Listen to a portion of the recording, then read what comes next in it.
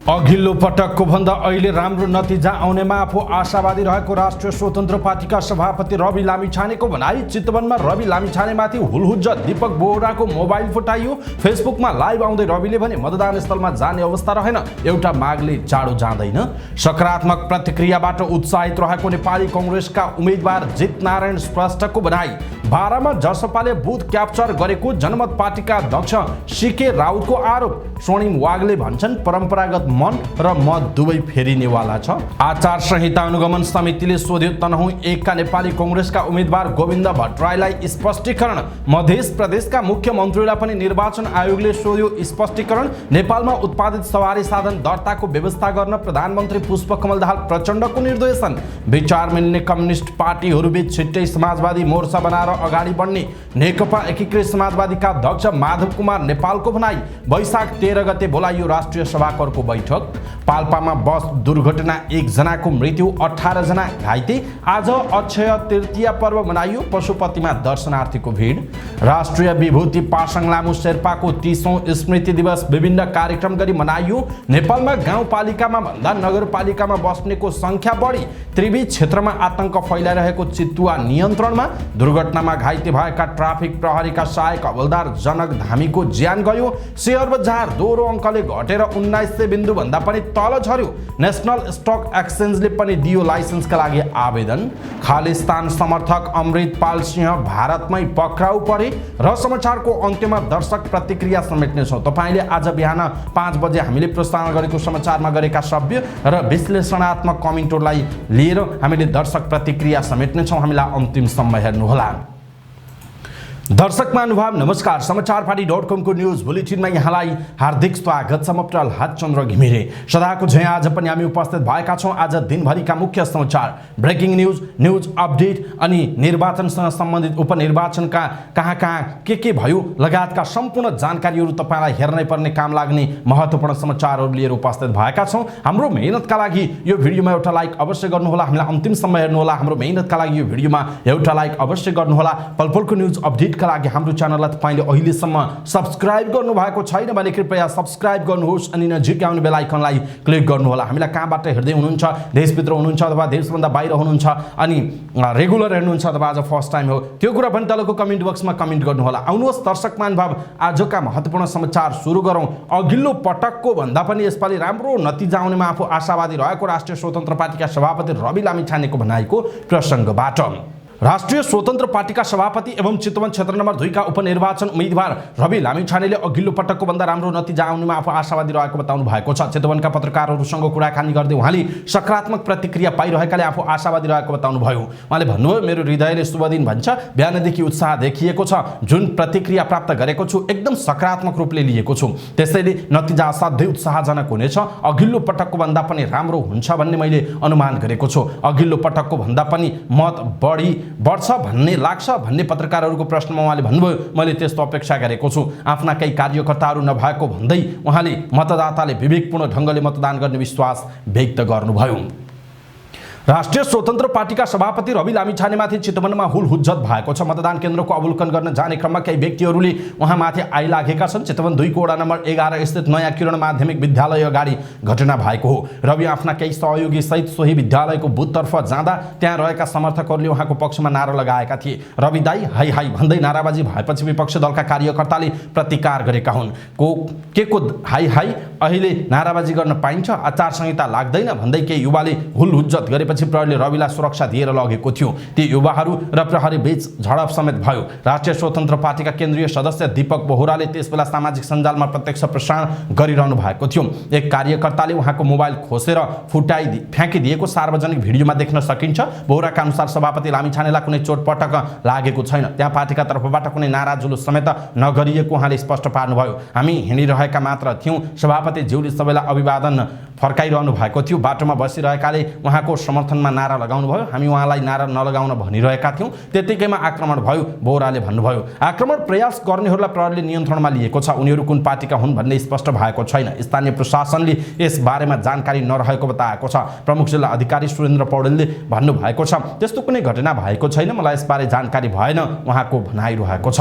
यसैबीच चितवनमा आफूमाथि हुलहुज्जत भएपछि राष्ट्रिय स्वतन्त्र पार्टीका उम्मेदवार रवि रवि लामिछानेले तत्काल आफूलाई मतदान स्थलमा जाने अवस्था नरहेको बताउनुभयो। फेसबुक लाइभमा आउँदै उहाँले एउटा मागले जाडो नजाने भन्दै अन्य पार्टीलाई चितवनका जनताले हेरिरहेको जिकिर समेत सहित संयम बन्न आग्रह गर्नुभयो। जुन किसिमको घटना भएको छ यसलाई जनताले हेरेका छन्, सामान्य स्वागतको कुरा थियो। हामी झडप र गुण्डागर्दीमा विश्वास गर्दैनौँ उहाँले भन्नुभयो। निर्वाचन आचार संहिताको उल्लङ्घन गरेको भन्दै मतदान केन्द्रमा मतदातासँग कुराकानी गरिरहेको अवस्थामा उहाँमाथि हुलहुज्जत भएको थियो। दर्शक महानुभाव, यसप्रति तपाईँको धारणा के छ? आफ्नो धारणा तलको कमेन्ट बक्समा कमेन्ट गर्नुहोला।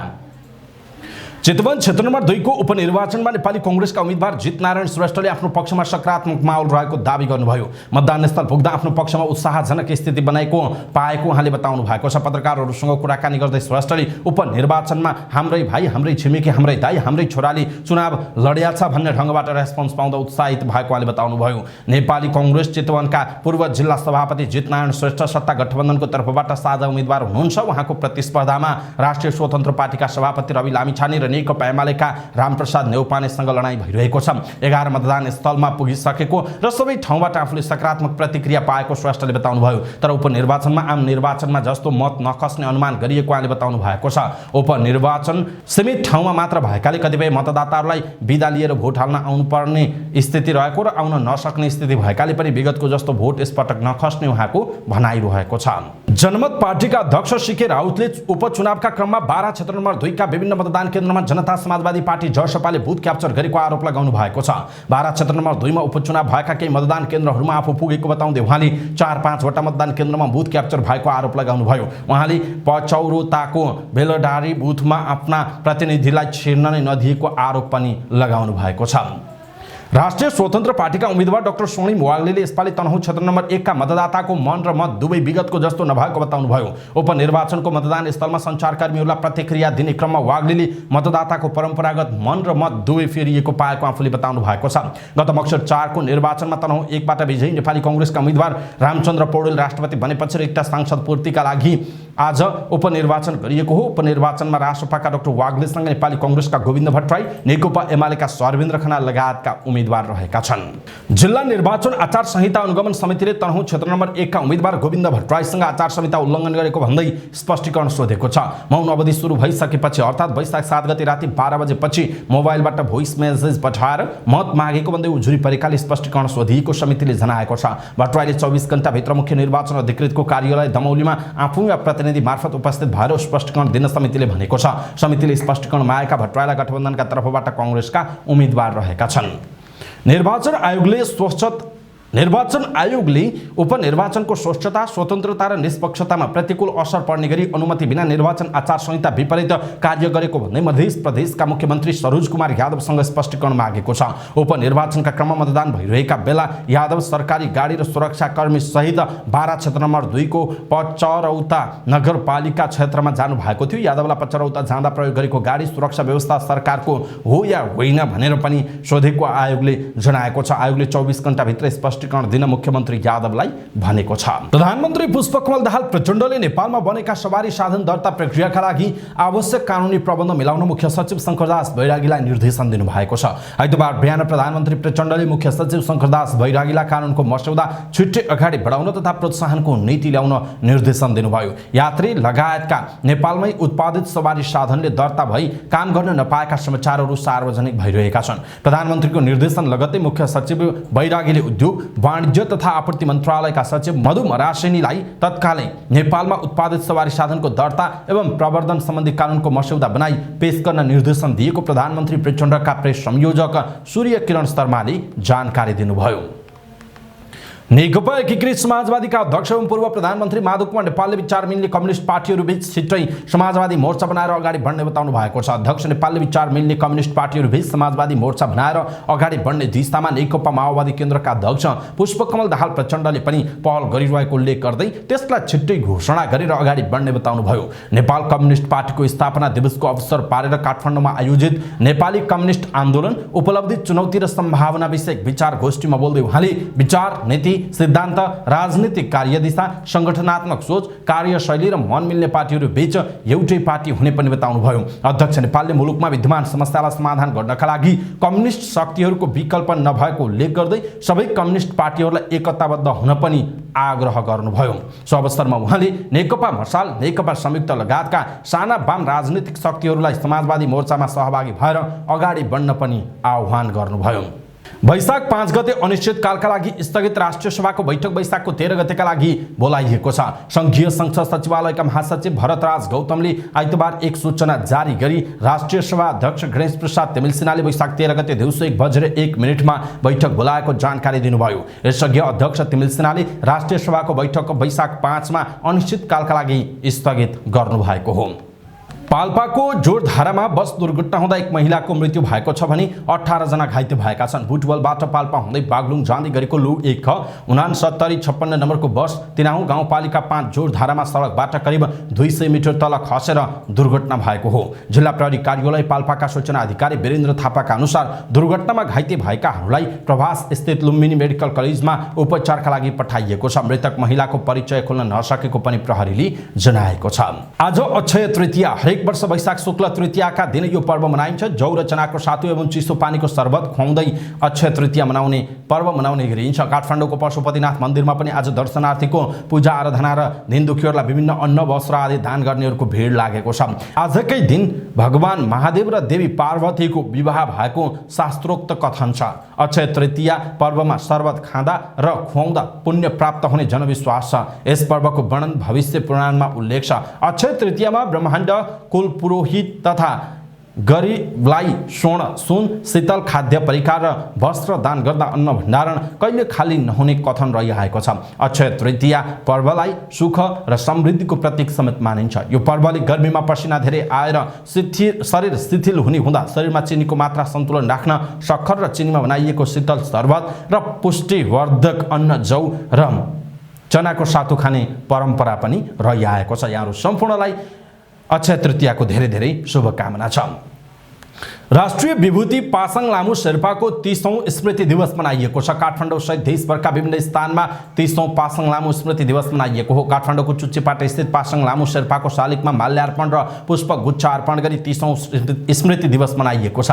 स्मृति दिवसको अवसरमा पासाङ लामु प्रतिष्ठानका अध्यक्ष समेत रहनुभएकी राष्ट्रिय विभूति शेर्पाकी छोरी आङफुटी शेर्पाले शालिगमा माल्यार्पण र पुष्पगुच्छ अर्पण गर्दै संसारभरका महिलाका लागि पासाङ लामु प्रेरणाको स्रोत भएको बताउनुभयो। उहाँले फाउन्डेसनको तर्फबाट पनि हिमाल आरोहणको चाहना राख्ने महिलालाई आवश्यक सहयोग गरिरहेको र राज्यले पनि यस्ता सहयोगका कार्य थप अग्रसरता देखाउन आवश्यक रहेको बताउनुभयो। उहाँले सरकारले देशमा नै हिमाल आरोहीलाई सम्मान गर्नुपर्ने बताउनुभयो। नेपालको कुल जनसङ्ख्या मध्ये नगरपालिकामा बस्ने जनसङ्ख्या सबैभन्दा बढी रहेको केन्द्रीय तथ्याङ्क विभागले जनाएको छ। आइतबार काठमाडौँमा पत्रकार सम्मेलन गरी केन्द्रीय तथ्याङ्क विभागले जनाएको छ। पत्रकार सम्मेलनमा बोल्दै विभागका निर्देशक ढुण्डीराज लामिछानेले नगरपालिकामा बस्नेहरूको कुल जनसङ्ख्या 1,92,96,788 रहेको जनाइएको छ, जुन 66.202% रहेको बताइएको छ। त्यस्तै गाउँमा बस्नेको संख्या 98,67,790 अर्थात् 33.8% रहेको उल्लेख छ। 2068 को जनगणना अनुसार नगरपालिकामा बस्नेको संख्या 17.1% थियो भने गाउँहरूमा बस्नेको संख्या 82.9% थियो। नेपालको लैङ्गिक अनुपात प्रति 100 महिलामा पुरुषहरूको संख्या 95.59 जना रहेको छ भने नगरपालिकाको 96.06 र गाउँपालिकाको 94.68 रहेको छ। कुल जनसङ्ख्या मध्ये अन्य लिङ्गीको जनसङ्ख्या 2928 रहेको छ भने उक्त संख्या नगरपालिकामा 2118, गाउँमा 810 जना रहेको निर्देशक लामिछानेले बताउनु भएको छ। 2068 पछिको 10 वर्षमा नेपालको वार्षिक औसत जनसङ्ख्या वृद्धि दर 0.92% प्रति वर्ष रहेको छ। नेपालमा कुल परिवार मध्ये पुरुष परिवार मूली रहेको परिवार संख्या 68.5% र महिला परिवार मूली रहेको संख्या 31.5% छ। नेपालमा जम्मा 15,55,961 परिवारबाट 21,90,592 जना परिवारमा अनुपस्थित रही विदेशमा बसोबास गर्ने गरेको पाइएको छ। नेपालमा 10 वर्ष वा सोभन्दा बढी उमेरका कुल जनसङ्ख्याको 33.1% व्यक्तिहरू अविवाहित रहेका छन्। देशको कुल जनसङ्ख्याको 2.2% व्यक्तिमा कुनै न कुनै प्रकारको अपाङ्गता छ। जनगणना अनुसार जन्मस्थान र हालको बसोबास एउटै गाउँपालिका वा नगरपालिकामा भएका व्यक्तिहरू 69.0% रहेको उल्लेख छ। एक महिनादेखि त्रिभुवन विश्वविद्यालय र वरपरका क्षेत्रमा आतंक फैलाइरहेको चितुवालाई आइतबार बिहान नियन्त्रणमा लिएको छ। विश्वविद्यालयको बाटो हुँदै साँझ बिहान आवत जावत गर्ने सवारी साधनसँग जुझ्ने र केही बटुवाला आक्रमण समेत गरेको चितुवालाई त्रिवी सेवा आयोगको कार्यालय नजिक पासोमा पारेर नियन्त्रणमा लिएको हो। महानगरीय प्रहरी वृत्त कीर्तिपुरका प्रहरी नायब उपरीक्षक राजु लामाका अनुसार गत चैत 25 गते परिसरका प्रहरी सहायक निरीक्षक असैलाई समेत आक्रमण गरेको थियो। करिब 1 महिना अघि त्रिवी सडकबाट कीर्तिपुरतर्फ जाँदै गरेको मोटरसाइकलसँग जुधेको थियो। त्रिवी केन्द्रीय क्याम्पसका प्राचार्य ज्ञानेन्द्र राईका अनुसार करिब 1 वर्ष अघिदेखि जनस्तर र त्रिवी कर्मचारीले चितुवाको जोखिमबारे कुरा उठाउँदै आएका थिए। त्यसपछि वन्यजन्तु सम्बद्ध निकायबाट पासो ल्याएर राखिएको थियो। तत्कालीन समयमा सो बाघ पासोमा नपरेपछि केही समय पासो अन्यत्र लगिएको थियो। केही समय अघि फेरि पासो थापिएको उहाँले बताउनुभयो। कैलालीमा मोटरसाइकल दुर्घटनामा गम्भीर घाइते हुनुभएका ट्राफिक प्रहरीका सहायक हवलदार जनक धामीको ज्यान गएको छ। बिहिबार साँझ धनगढीको मोहना पुल अत्तरिया 6 लेन सडक खण्डमा आफैले चलाएको M1 3874 नम्बरको मोटरसाइकल दुर्घटनामा धामी गम्भीर घाइते हुनुभएको थियो। मेट्रो अस्पतालमा उपचार धामीको शनिबार राति मृत्यु भएको ट्राफिक प्रहरी कार्यालय कैलालीका प्रमुख प्रहरी निरीक्षक वीरेन्द्र जोहोरीले जानकारी दिनुभयो। बिहिबार साँझ करिब 7 बजेको समयमा राजपुरमा सवारी साधन चेकिङका लागि गइरहनुभएका बेला गाईसँग ठोकिएर धामी दुर्घटनामा पर्नु भएको थियो। साताको पहिलो दिन शेयर बजार दोहोरो अङ्कले घटेर 1900 बिन्दुभन्दा पनि तल झरेको छ। शेयर बजार परिसूचक नेप्से आइतबार 18.80 अङ्कले घटेर 1885.60 बिन्दुमा झरेको छ। आइतबार होटल तथा पर्यटन बाहेकका सबै समूहको शेयर घटेर रातामी हुँदा जीवन बीमा समूहको शेयर उच्च अङ्कले घटेको छ। त्यस्तै विकास बैंक, फाइनान्स, माइक्रो फाइनान्स, जलविद्युत लगायतका समूहको शेयर पनि उच्च अङ्कले घटेको छ। शेयर बजारसँगै कारोबार रकम पनि घटेको छ। आइतबार 265 वटा कम्पनीका 27,34,000 किता शेयर 82 करोड 85 लाख रुपियाँमा कारोबार भएको छ। गएको बिहिबार 98 करोड 33 लाख रुपियाँको कारोबार भएको थियो। सबैभन्दा धेरै मोलुङ हाइड्रो पावरको 3 करोड 11 लाख रुपियाँ बराबरको शेयर किनबेच भयो। आइतबार गुडविल फाइनान्स र गणपति शेयरको लघुवित्तको शेयर 5% धेरैले घटेको छ। समग्रमा बजार घटे पनि आदर्श लघुवित्त, सनराइज भ्यूशिप फन्ड र कालिङचोक दर्शन लिमिटेडको शेयर 10% बढेको उल्लेख छ। नयाँ स्टक एक्सचेन्जको लाइसेन्सका लागि नेपाल धितोपत्र बोर्डमा दोस्रो आवेदन परेको छ। नेशनल स्टक एक्सचेन्जको नामबाट दोस्रो आवेदन परेको नेपाल धितोपत्र बोर्डले जनाएको छ। गैर आवश्यक नेपाली तथा नेपालकै केही व्यापारी घरानाको लगानी रहने गरी नेशनल स्टक एक्सचेन्जको नाममा दोस्रो आवेदन परेको हो। दीपक तेमिल सिन्हाको नेतृत्वमा दर्ता भएको उक्त कम्पनीमा NRNहरूको लगानी छ। कम्पनीमा NRN संस्थापक अध्यक्ष उपेन्द्र महतो, पूर्व अध्यक्ष जीवा लामिछाने तथा हालका अध्यक्ष कुल आचार्य बद्री केसी लगायतको लगानी छ। त्यस्तै नेशनल स्टक एक्सचेन्जमा केडिया समूहको पनि लगानी छ। मनोज केडिया अग्नि ग्रुपका प्रबन्ध निर्देशक काबिनेट श्रेष्ठ लगायत व्यवसायी घरानाको समेत लगानी रहेको उल्लेख छ।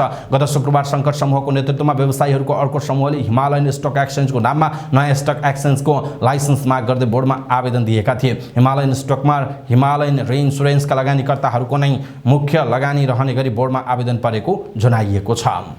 खालिस्तान समर्थक अमृतपाल सिंह भारतमा पक्राउ परेका छन्। उनी पक्राउ परेको पन्जाबका प्रहरी अधिकृतहरूले पुष्टि गरेका छन्। सिख समुदायका लागि स्वायत्त राज्यको माग गर्दै उनले वारिस पन्जाब दे संगठनको नामबाट गतिविधि गर्दै आएका छन्। त्यो संगठनका प्रमुख अमृतपाल सिंह नेपालमा लुकेर बसेको नेपाल स्थित भारतीय दूतावासले दावी गरेको थियो, तर नेपाल प्रहरीले त्यसको खण्डन गरेको थियो। अमृतपाल सिंहको बारेमा प्रतिनिधि सभामा पनि कुरा उठेको थियो, तर पन्जाब प्रहरीले अमृतपाल सिंह पन्जाबकै मोगा भन्ने स्थानबाट पक्राउ परेको जनाएको छ। लामो समय दुबईमा बसेपछि उनी गत वर्षको अगस्त महिनामा पन्जाब फर्किएका थिए। त्यसपछि उनले अमृत सञ्चार नशा मुक्ति आन्दोलनको नामबाट युवाहरूलाई सङ्गठित गर्न सुरु गरेका थिए। पन्जाबबाट उनका थुप्रै समर्थकहरूलाई प्रहरीले गिरफ्तार गरेको थियो। अमृतपाल भनेर लुकेर बस्दै आएका थिए। उनका बुबा तरसेम सिंहले छोरा अमृतपालको ज्यानको खतरा रहेको बताएको भारतीय सञ्चार माध्यमहरूले उल्लेख गरेका छन्। समाचार पार्टी न्यूज बुलेटिनमा पालो भएको छ समाचार पार्टी दर्शक प्रतिक्रिया। समाचार पार्टी दर्शक प्रतिक्रिया आज बिहान 5 बजे प्रसारण भएको समाचारमा यहाँहरूले गरेका विश्लेषणात्मक केही कमेन्टहरूलाई छानेर हामी दर्शक प्रतिक्रिया प्रस्तुत गर्छौं। यहाँहरूले पनि आफ्ना कमेन्ट तलको कमेन्ट बक्समा कमेन्ट गर्नुहोला। आज बिहानको समाचारमा BN गौतम लेख्नुहुन्छ, विचारले जित्न नसकेर मान्छे मारेर राजनीति गरेका र 2-2 महिना पार्टी फेर्दै हिँडेर किनारा लागेका असक्षमले लाज शरम बचाएर अरूलाई सिद्धान्तविहीन राजनीति गर्ने चटके भनेर आफ्नै अवस्था देखाएछन् भनेर उहाँले लेख्नु भएको छ। सम्भवतः उहाँले चाहिँ BN गौतमले चाहिँ डाक्टर बाबुराम भट्टराईले रवि लामिछानेलाई चटकेको संज्ञा दिनुभएको थियो, त्यस परिप्रेक्ष्यमा यो कमेन्ट गर्नुभएको जस्तो हामीलाई लाग्छ। त्यस्तै अर्का हाम्रा दर्शक क्षितिजले लेख्नु भएको छ। पहिलो समाचार पहिचानको निम्ति शहीद भएका पदम लिम्बूको बन्नुपर्छ। दोस्रो समाचार किसान मजदुरको आन्दोलनको बन्नुपर्छ। समाचारवालाले व्यक्ति वा नेताको टिप्पणी भन्दा समाजको मुद्दालाई जोड दिन थाल्यो भने मात्र समाज रूपान्तरणमा त्यसले सहयोग पुर्याउँछ भनेर लेख्नु भएको छ। यहाँको कमेन्टका लागि धेरै धन्यवाद। हामी त्यो प्रयास गर्नेछौँ। रामजी पौडेल लेख्नुहुन्छ, रवि नेपाली जनताका लागि आफै एक नीति हो के माओ र लेलिन भन्दा पहिला तिमीहरूको कुनै पनि भिजन थियो? उहाँले प्रश्न गर्नु भएको छ। दर्शक महानुभाव, दर्शक प्रतिक्रिया आजका लागि यति नै। यहाँहरूले पनि तलको कमेन्ट बक्समा कमेन्ट गर्नुहोला। हाम्रा समाचारहरूमा निरन्तर रूपमा जोडिरहनुहोला। लाइक कमेन्ट सेयर गर्दै गर्नुहोला। हामीलाई सब्स्क्राइब गर्नुभएको छैन भने सब्स्क्राइब गर्नुहोला र हाम्रो प्रस्तुति कस्तो लाग्छ कमेन्ट बक्समा कमेन्ट गर्नुहोला। हवस् त, समाचारपाटी.com को न्युज बुलेटिन अहिलेका लागि यति नै। हामीले प्रस्तुत गरेका समाचारहरूप्रति तपाईँको धारणा के छ? आफ्नो धारणा तलको कमेन्ट बक्समा कमेन्ट गर्नुहोला। हाम्रो मेहनतका लागि यो भिडियोमा एउटा सानो लाइक अवश्य गर्नुहोला। हाम्रो च्यानललाई अहिलेसम्म सब्स्क्राइब गर्नुभएको छैन भने कृपया सब्स्क्राइब गर्नुहोस् अनि नजिकै आउने बेल आइकनलाई क्लिक गर्नुहोला। समाचारपाटी न्युज बुलेटिन नेपाली समय अनुसार भोलि बिहान 5 बजे फेरि हामी लिएर उपस्थित हुनेछौँ। पलपलको न्युज अपडेटका लागि समाचार पार्टी हेर्दै गर्नुहोस्। नमस्कार।